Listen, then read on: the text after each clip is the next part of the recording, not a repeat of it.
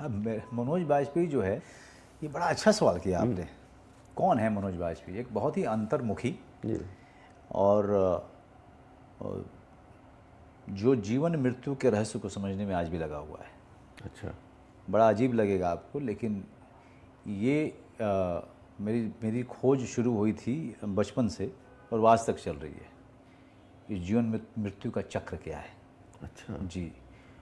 और जब भी मैं किसी से बात करता हूँ तो ऐसा कोई भारी बात नहीं कर रहा हूँ।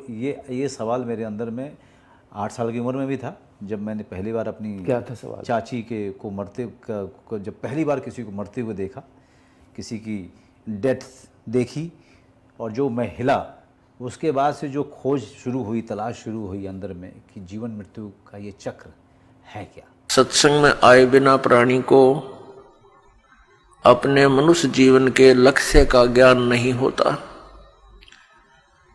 हमने सत्संग सुनने से पहले जो उद्देश्य मान रखा होता है वो भौतिक होता है।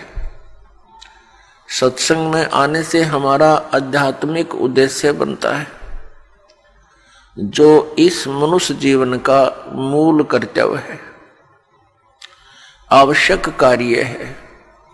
जैसे अपने निर्वाह के लिए जो क्रियाकर्म हम करते हैं वो तो मजबूरी है और प्रत्यक्ष दिखाई देती है, वो भी हमने करनी पड़ेगी क्योंकि वो हमारी व्यवस्था है, मजबूरी है। यदि हम इस शरीर के अंदर कुछ भोजन फीड नहीं करेंगे तो ये काम करना छोड़ देगा। इसकी सुरक्षा नहीं रखेंगे, कोई झोपड़ी मकान महल कमरे बनाकर, तो भी इसको हानि हो गई तो ये व्यर्थ हो जाएगा। क्योंकि ये सब, इसको आहार देना, इसकी सुरक्षा रखना, ये किस लिए अनिवार्य है?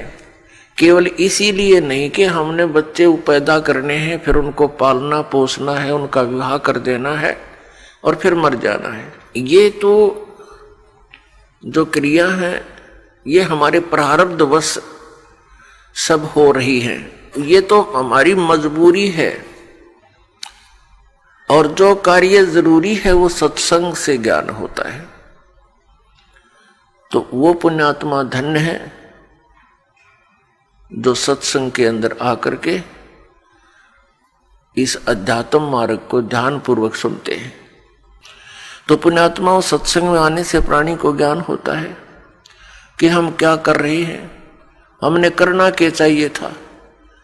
तो फिर हमारी दिशा बदल जाएगी, और दिशा बदलने के बाद फिर हम उस क्रिया को करेंगे जो मनुष्य जीवन की आवश्यक है। इसके साथ साथ जो निर्वाह के लिए कर्म है वो भी करेंगे, ये अनिवार्य है। वो हमारा एक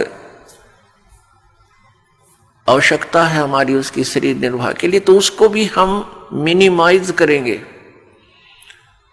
तभी हम भक्ति कर पाएंगे। तो पुण्यात्माओं, ये सत्संग विश्व के अंदर जो बरवाला आश्रम के अंदर है, ये सत्संग कहीं पर नहीं है। ये अभिमान नहीं, ये यथार्थ ज्ञान जानना, क्योंकि ये वो ज्ञान है जो परमात्मा ने स्वयं आकर बोला है, जिसको सूक्ष्म वेद कहा है, जो 5वां वेद है। इस 5वें वेद के अंदर ये ऑल इन वन है। ये 5वां वेद जो है ये ऑल इन वन है।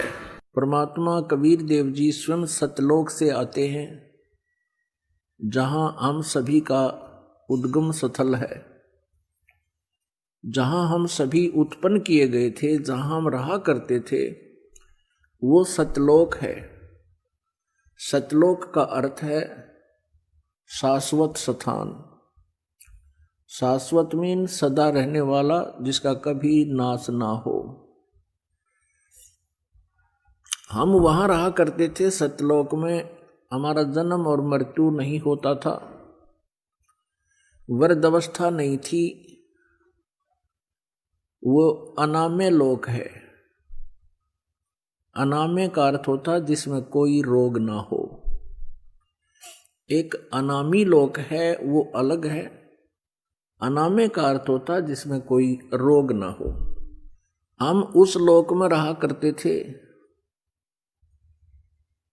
और हम अपनी गलती के कारण, अपनी नासमझी के कारण हमने वहां एक भयंकर भूल करी, जिस कारण से हम सभी यहां काल के जाल में फंस गए।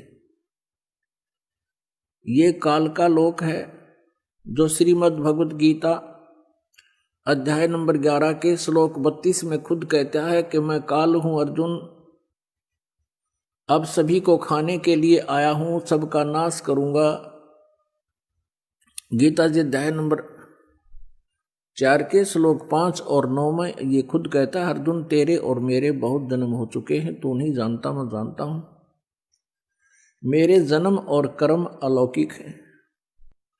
तो ये लोक इस काल का है और यहां जन्म और मृत्यु कंपलसरी है, क्योंकि इसको काल भगवान को एक श्राप लगा हुआ है 1,00,000 मानव शरीरधारी प्राणियों का नित आहार करने का। पुण्यात्माओं, जैसे ये स्थूल शरीर तो यहां रह जाता है, हम तो इसके काम लगे रहते हैं। कोई जमीन में गाड़ देता है, कोई सभा कर देता है, संस्कार कर देता है, जला देता है, कोई जल प्रवाह कर देता है, कोई वैसे जंगल में डाल देता है। ये स्थूल शरीर को नहीं खाता, इसके अंदर सूक्ष्म शरीर है और सूक्ष्म शरीर के अंदर पूरे जीवन में मनुष्य शरीर के अंदर जितने भी ये व्यसन करता है, आहार करता है, उसका सूक्ष्म तत्व समावेश हो जाता है सूक्ष्म शरीर में।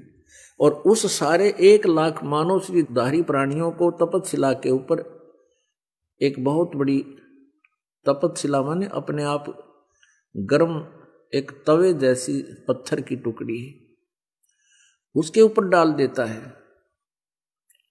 वो सब तक गर्म रहती है, बहुत बहुत गर्म होती है और सभी प्राणियों को उसके ऊपर डाल देता है। फिर वो वहाँ प्राणी ऐसे तड़प तड़प कर जैसे खील भुन्या करें, ऐसे चटक पटक करते हैं और वो मरते नहीं। सूक्ष्म शरीर में पीड़ा बहुत होती है, सब तौबा बोल जाते हैं। उनसे निकले हुए गंध को वो काल खाता है। अपने आत्माओं,